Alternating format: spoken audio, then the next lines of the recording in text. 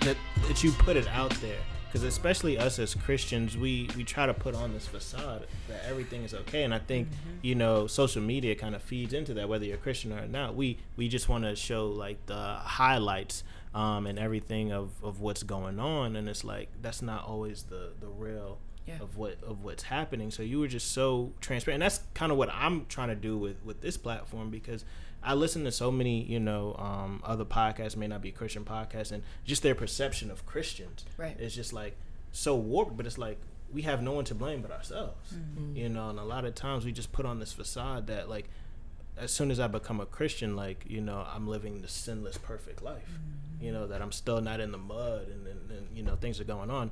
There's a new relationship that I have with sin. I'm convicted over it. It doesn't mean that I'm not still there. I don't deal with it, right? I don't deal with it, and the realities of where we just want everything to be this black and white, and it's like, no, there's some gray, and then we've got to actually work with people and get our hands dirty.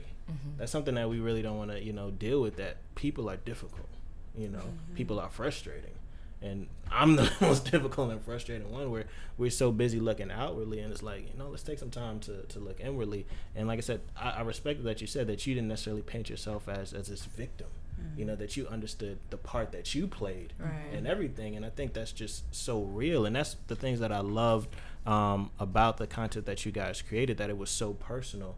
And then this element of being self-aware.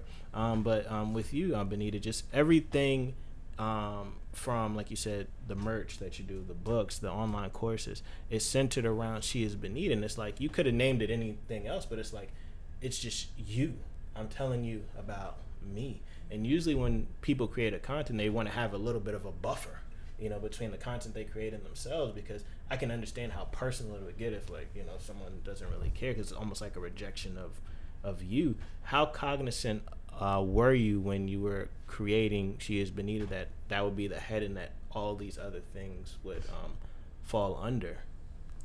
I think that was an evolution, because honestly, initially, when I had She Is Benita going on with the blog, and then I released the children's book first, I wanted to keep them very separate. And I didn't want, like, there to be a confusion. So there is something that you have created that is kind of distinct from She Is Benita. That's not She Is Benita. Okay. But it was almost like I didn't want this, like, this baby, this animated series about God to touch Benita, because I didn't want the whatever was tainted on the Benita side to taint that. Yeah. So initially I had it, and I had like 2 different profiles on Instagram, and I marketed them very separately. And there wasn't much about the Divine Adventures on my personal page. And then I realized, first, it's very hard to manage 2 different social media accounts. So I got tired. But then I also realized that, why are you trying to separate? God's already shown you that He wants you to tell this story. Right. He's already shown what He can do through the story, and it's not about you to begin with at the end of the day. So why are you trying to separate it from this other creation that God gave you as well? So I threw that out the window, and really it's all together. I mean, at the end of the day, Christianity and Jesus is all about redemption. It's all about grace. And I no longer worried that the She Is Unbroken or the She Is Benita would taint the Divine Adventures or the you know who God is, because at the end of the day, I am still trying to say the same message. Just one is for kids, one's for a kid audience, and one's for an adult audience. So initially I did try to do that, but then when I realized that, it all is me, it all is the vision God's given me, it's all the message that, I feel like I've been called to give, then I'm just like, She Is Benita. Yeah. Like, and then the branding became very intentional, that, when you see, especially She Is start anything, that's going to be Benita. And do you see your future endeavors always being under that, or do you think of possibly creating something different that's not She Is Benita, or everything that you create going forward is going to fall under that umbrella? In my mind, everything will be She Is Benita, and then fall underneath it. Okay. And the thing, Tam, definitely what you've created is extremely personal as well. But one of the things that I noticed about you and both of you guys, just the self-aware. And I think it's almost like common sense ain't so common, and I don't think people are that self-aware. Just realize how, you know, they come off to other people, or just whatever it is, that they can't be honest with themselves. And that's one of the things that I seen in your writing. And you had this quote, and I believe it was under the blog title 30 Reasons Why Tam Speaks, and you had said, "I'm jacked up. I think there's a lot of growth to be accomplished with this concept of being okay with imperfection." And I think a lot of times we cognitively say, "Hey, I'm not perfect," but practically we don't act that way, you know. And just seeing that, because again, it resonates with me so much, because that's what I'm trying to foster here. That, you know, I'm not perfect. I want to keep it real. Like having the first episode with me and Mylene and just talking about our own struggles, where it's just like, we've been married 7 years, and it's like, it is clearly an accomplishment, but it's like, it's work. Yes. And I'm sure you can attest to that as well, where it's like, we have this idea of what marriage is, and it's like, I've wanted nothing more to be a husband and a father, and now that I'm a husband and a father, I realize how terrible I am at it, you know. And just having these honest conversations with ourselves, and just realizing that other people are struggling as well. And so oftentimes we just want to not want to admit that, hey, we don't have it all together. And that was something that stuck out to me. And it's not the fact that I just simply want to acknowledge my flaws in some, you know, sort of self-deprecating way, but acknowledging them for the point of growth. And that was what you had spoke to. So during this whole process and acknowledging these things about yourself, how have you grown? Well, I feel like I am still the old, like my grandmother would say, yet growing, still growing. I honestly forgot about that quote, to be honest. That was from, that was actually a part of that blog you were talking about. So a year ago around this time, I sat with my marketing person who was helping me develop my ideas for my blog, and she came up, shout out to Princess, she came up with this idea of me doing, because I was walking into getting prepared for my 30th birthday. So she came up with this idea of, okay, for your promotion, we can do these 30 reasons why Tam Speaks to promote the blog and get prepared for launching. So that's where that blog kind of came from. So it was promotional to begin with, and then once the blog was launched, I just made it into a full blog post. But with that direct quote, I just feel like, you know, sometimes we can get so bogged down by what we see, and this is a major part of my content creation and kind of the vibe that I just want to present with my content, of how social media can be so inundated with everybody's perfection, when in fact we're all jacked up behind what we post and behind what people actually see once we make it pretty. So I just wanted it to be made clear and plain, I'm not perfect. Like, what you may see may look good, and it might, you know, I might pretty it up to where it looks nice and presentable, but at the end of the day, I'm struggling. It might not be with what you're struggling with, but it's something.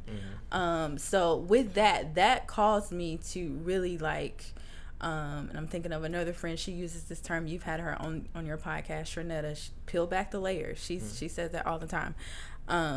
Kind of just peel back those layers of, okay, why do I want people to know that I'm not perfect? Is it for more attention, or is it legit so people can understand, like, hey, it's okay not to always be made up?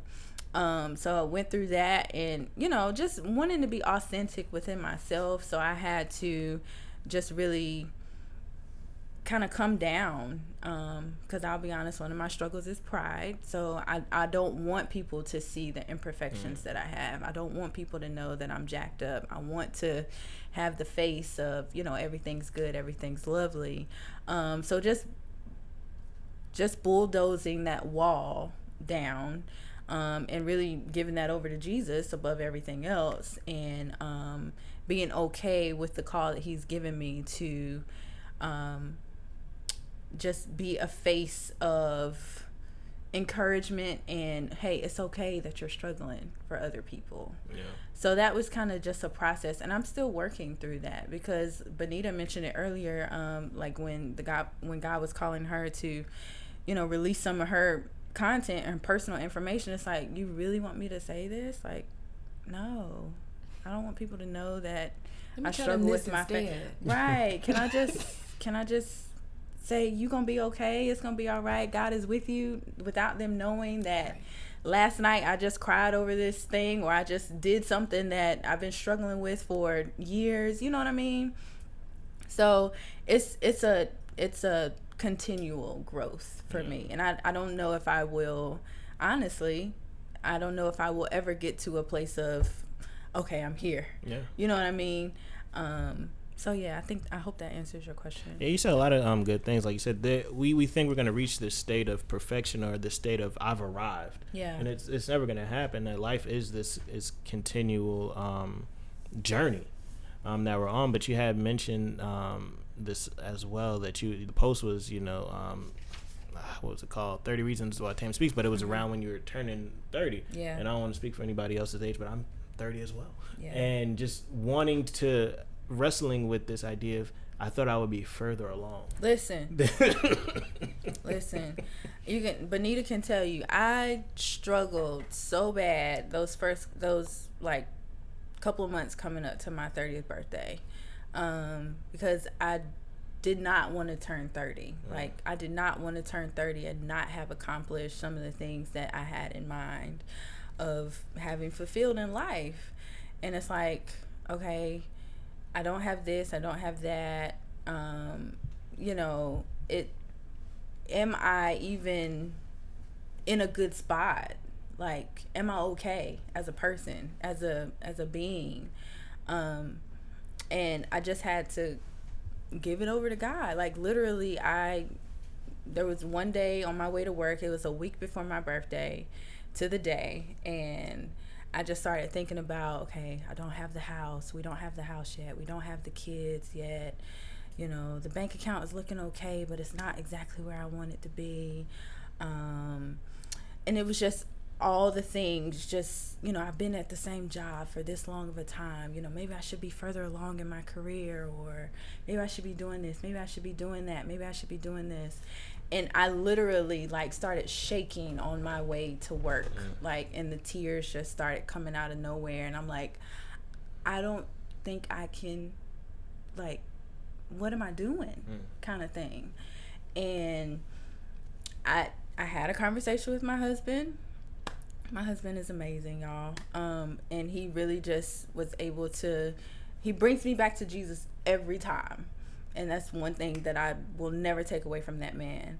And he was able to encourage me in scripture and all that kind of stuff. And I really just had to lay that burden down of not being where I feel like I should be, and give that over to God and say, okay, Lord, show me what you want me to learn right here, right now, and then help me to progress even as I go into 30 feeling less than.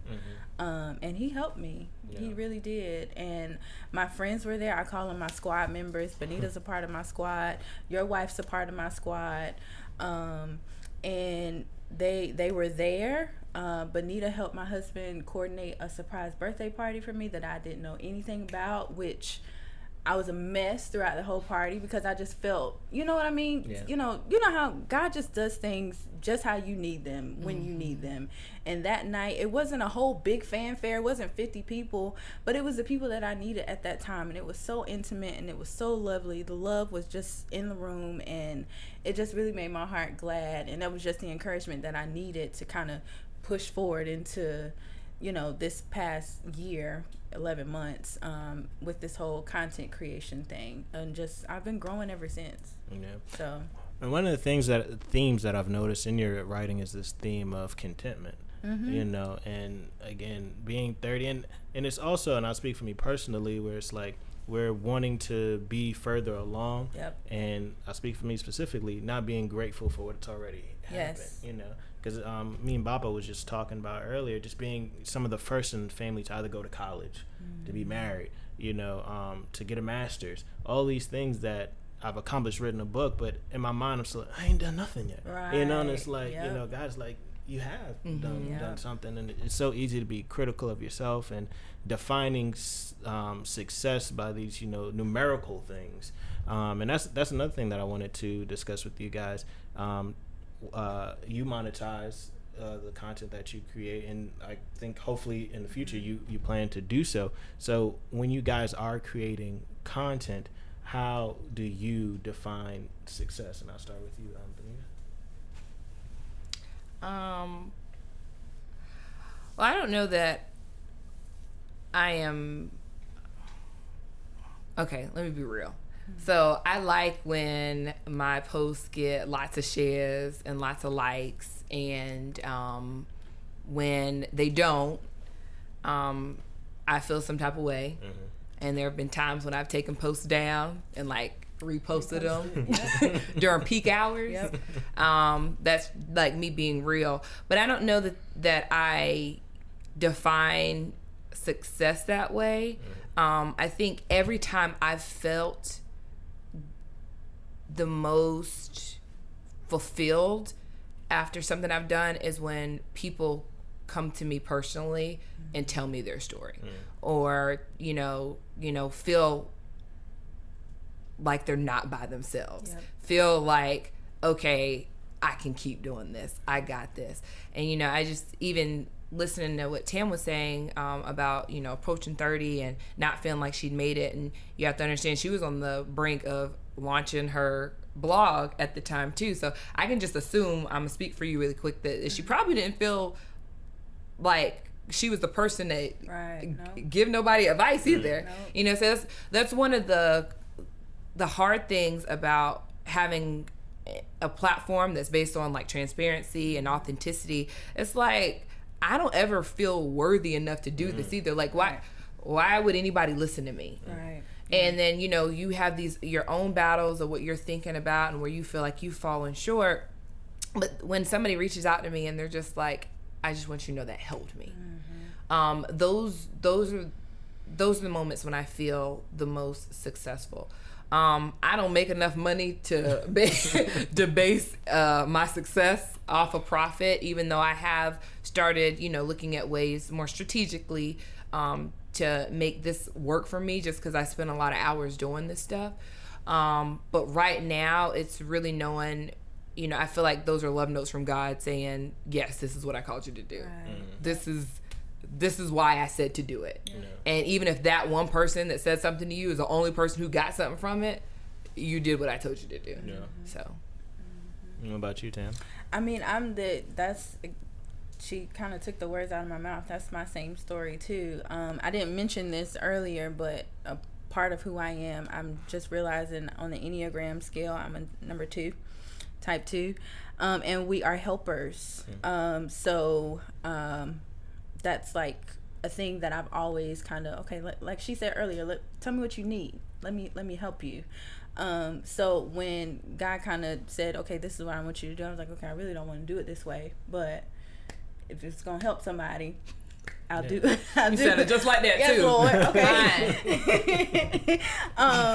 So yeah, like when it comes to the whole part of not wanting to like really put it all out there, but then for somebody, I mean, I've had strangers hit my DM and Instagram and be like, you know, my friend sent me your post and I'm dealing with the exact same thing right now, and I really, really appreciate you just putting that out there to let me know that I'm not by myself. Because, you know, sometimes when you're going through things, maybe one, you might be just too embarrassed to say, okay, this is what I'm dealing with. But then, you know, if you're a person like me, I'm the strong friend. I'm one of the strong friends in my squad.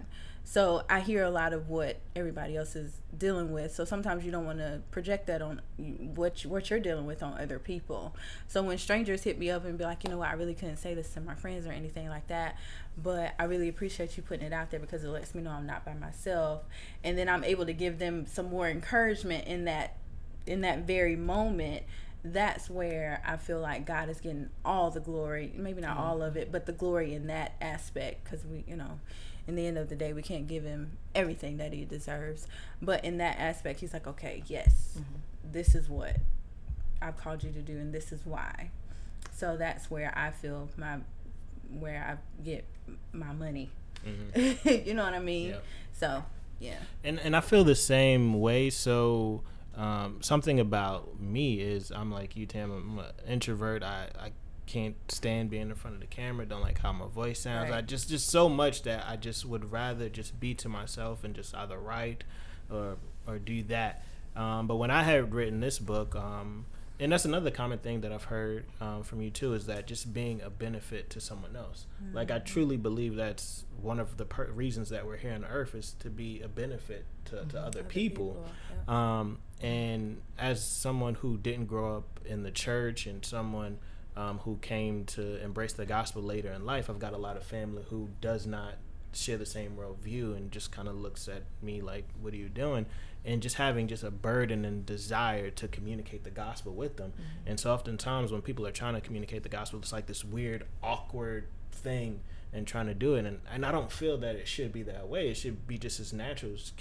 Often we kind of like I've heard somebody say, God is in the church.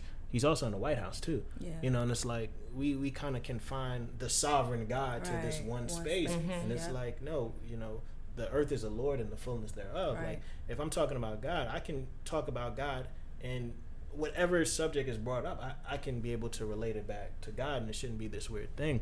And so that's how I kind of came up with the book Burden of Proof, and just using just known concepts in every day just to try to communicate them to people, especially my loved ones. Like I said, my father's always on my mind when I'm thinking about it.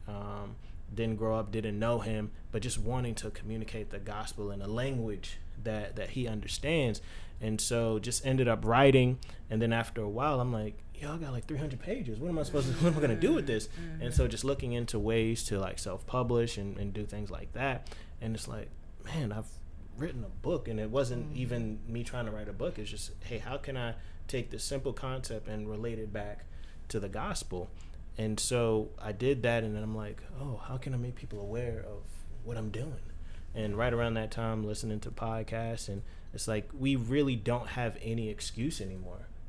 I got these mics, got the software, got the camera. So it is an investment that you have to put in, but it's like you do all that work. And speaking to your point, where it's like I put in a lot of hours to do this, and it's like you put something out, and it's like, and because we're in this the good and the bad of social media, where you have direct access, it also means it's oversaturation too. Right. So it's like, how do you stand out among someone else? And it's like, and I'll get to this too, it's like, it's easy, and it goes back to the point of who are you, where to, compromise on your integrity just to have a viral moment, just so someone can know about you. And it's just like, I don't want to build what I'm doing based off some viral moment, because that's not sustainable. So it's like, I've got to, do the slow burn, and it's like, some people catch it, some people don't. And it's like, hey, you may have 1 view, you may have 0 views, and nobody may care about what you're doing. And God's been like just pressing on me, are you going to be faithful? And that's the hardest thing. It's like, nobody's paying attention. Are you going to be faithful for what I have given you? Yeah. Because God has provided. Like I said, I would not be doing this podcast if it wasn't for you guys. So it's like, God put you guys in my path, and creating content, you guys stepping out and just being encouragements and supports to me. So it's like, I gotta keep going. I've got to keep going. And it's like, God has been providing. So it's like, and that's the tricky thing too, is because I want to do this full time. Yeah. I want to support my family, and that's the big thing as just a husband and a father. Just I want to be able to support my family, and a lot of times, it's a hard thing to do, because you gotta work a full-time job, do this, and it's like have time for your family. Because that's the other thing too. It's like, I've noticed something, that you want to work so hard for your family that you fail to spend time with your family. And it's like, as a man, I see how easy it is to just taking time to working. Yo, my world don't stop when the beats commence. Said I'm climbing up this ladder just to get over this fence and run far, far away from the games people play. In this melancholy modern day music, Malay, touche. Pussy cats with lives to spare that kick you know in your heart, nice as hell. Yeah, be aware, beware. I hate to see you less a liver or worse. Polar bear, winter time, catch the river. Now that's cold, and like that, now that's old. Didn't buy the last copy of this, now that's old. It's the pepper on your salt.